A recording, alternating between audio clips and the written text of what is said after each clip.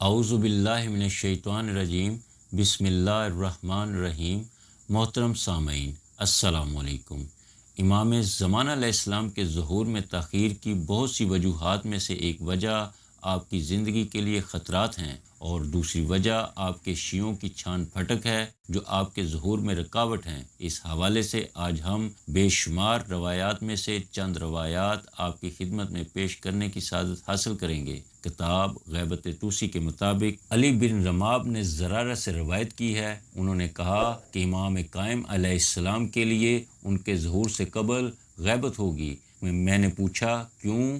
انہوں نے کہا انہیں قتل کا خوف ہوگا۔ ایک اور روایت میں فرمایا امام صاحب امر میں موسیٰ کی سنت ہوگی۔ راوی کہتا ہے میں نے کہا وہ کیا ہوگی؟ فرمایا ان کا مسلسل خوف اور ان کی اپنی ریت سے غیبت اس وقت تک جب اللہ کے اذن سے ان کی مدد ہوگی۔ اس کی مثال ایسے ہے جیسے رسول اللہ صلی اللہ علیہ وسلم نے شیب ابی طالب اور دوسری بار غار میں پناہ لی، اور امیر المومنین علی ابن ابی طالب علیہ السلام کا اپنے حق کے لیے مطالبہ کے بجائے اپنے گھر بیٹھ رہنا ہے۔ محمد بن علی حلبی سے روایت ہے کہ امام جعفر صادق علیہ السلام نے فرمایا رسول اللہ صلی اللہ علیہ وسلم نے مکہ میں 5 سال تک خوف کی بنا پر امور رسالت کو مخفی رکھا، اور حضرت علی اور حضرت خدیجہ الکبریٰ صلوات اللہ علیہ کے سوا کسی پر ظاہر نہیں کیا۔ پھر جب امر رسالت کو ظاہر کرنے کا اللہ کا امر ہوا،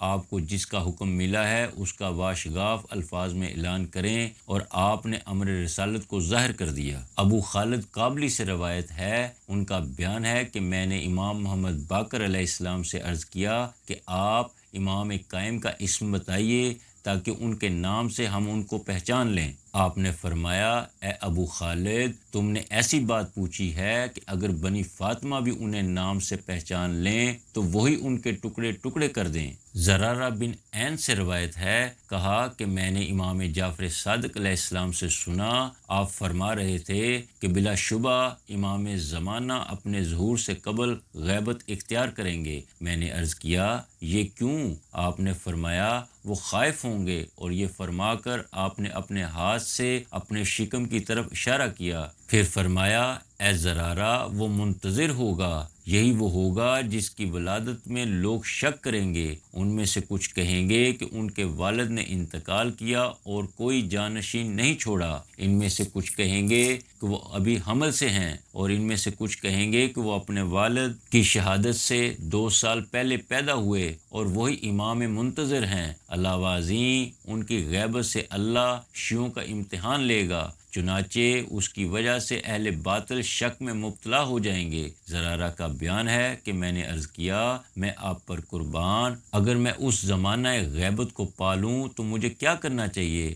آپ نے فرمایا اے زرارہ اگر تمہیں وہ زمانہ مل جائے تو یہ دعا پڑھتے رہنا۔ ترجمہ: اے اللہ تو مجھے اپنے نفس کی معرفت عطا فرما، اس لیے کہ اگر مجھے میرے نفس کی معرفت نہ ہوئی تو مجھے تیرے نبی کی معرفت بھی حاصل نہ ہو سکے گی۔ اے اللہ تو مجھے اپنے رسول کی معرفت عطا فرما، اس لیے کہ اگر مجھے تیرے رسول کی معرفت حاصل نہ ہوئی تو مجھے تیری حجت کی معرفت بھی حاصل نہ ہو سکے گی۔ اے اللہ تو مجھے اپنی حجت کی معرفت عطا فرما، اس لیے کہ اگر مجھے تیری حجت کی معرفت نہ ہوئی تو میں اپنے دین سے گمراہ ہو جاؤں گا۔ محترم سامعین، رہے وہ اخبار جو غیبت کے دوران شیعوں کے امتحان کے بارے میں ہیں، اور یہ کہ ان کی زندگی مشکل ہو جائے گی اور انہیں اس مشکل میں صبر کرنا پڑے گا، اور یہاں ہم اس حوالے سے چند روایات آپ کی خدمت میں پیش کرتے ہیں۔ محمد بن منصور نے اپنے والد سے روایت کی ہے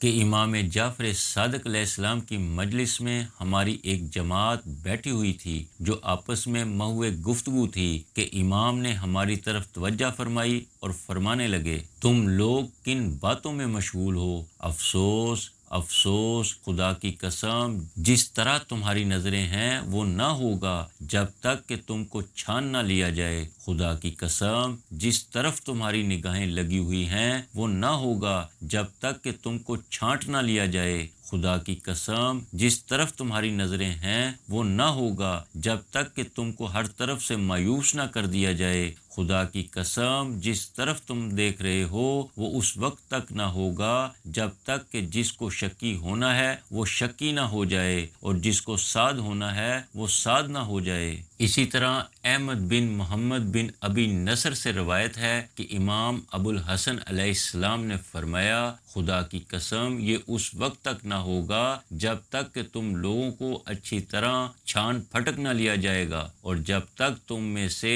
نادر ترین لوگ نہ رہ جائیں گے۔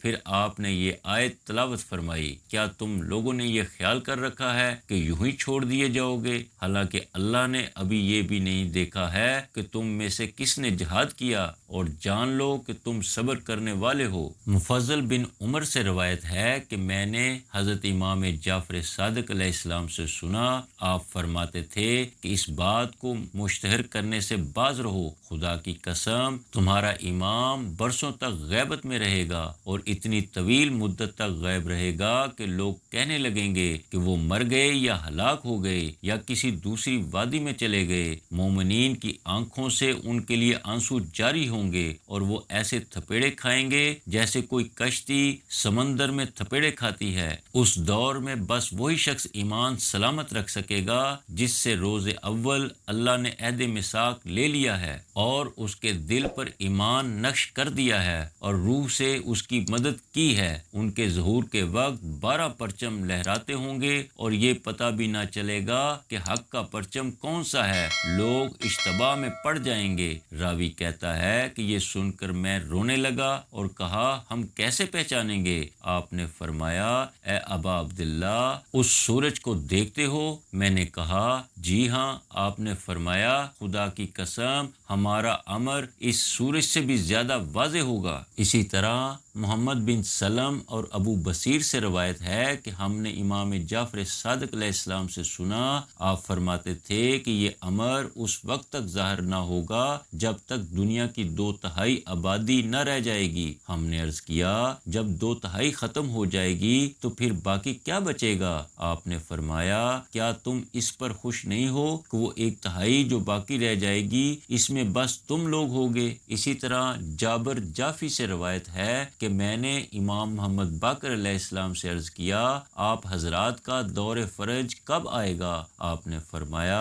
افسوس افسوس ہمارا دور فرج اس وقت تک نہ آئے گا جب تک تم لوگوں کو اچھی طرح چھان نہ لیا جائے، پھر چھان نہ لیا جائے، پھر چھان نہ لیا جائے۔ 3 بار فرمایا یہاں تک کہ گرد و غبار دور ہو جائے اور صاف و شفاف رہ جائے۔ ابراہیم بن عمر یمانی نے ایک شخص سے روایت کی ہے کہ امام محمد باقر علیہ السلام نے فرمایا اے شیعان آل محمد تم لوگ اس طرح گھس جاؤ جیسے آنکھ میں سرما گھس جاتا ہے، کیونکہ سرما لگانے والا یہ تو جانتا ہے کہ سرما کب لگایا مگر یہ نہیں جانتا کہ وہ آنکھوں سے کب غائب ہو گیا۔ چنانچہ اسی طرح تم میں سے جو شخص ہماری شریعت پر صبح کو نظر آئے گا تو شام کو وہ اس سے نکل چکا ہوگا، اور پھر اگر کوئی شخص شام کو ہماری شریعت پر نظر آئے گا تو وہ صبح کو اس سے باہر ہو گیا ہوگا۔ ربیع بن محمد سے روایت ہے کہ امام جعفر صادق علیہ السلام نے مجھ سے فرمایا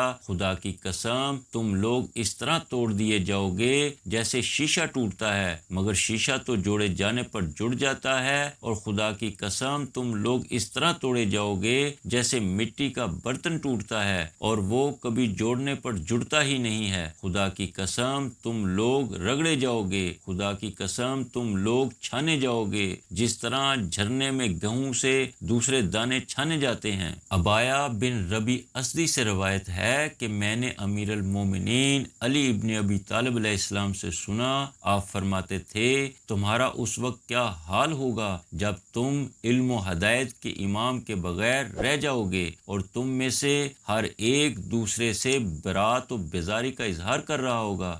محترم سامعین، ظہور امام مہدی علیہ السلام کے حالات سے آگاہی کے سلسلے میں اب تک کے لیے بس اتنا ہی۔ انشاءاللہ ہم مزید معرفت و آگاہی کی ویڈیوز کے ساتھ دوبارہ حاضر ہوں گے۔ تب تک اپنا، اپنے دوستوں اور عزیز و اقارب کا خیال رکھیے گا۔ والسلام۔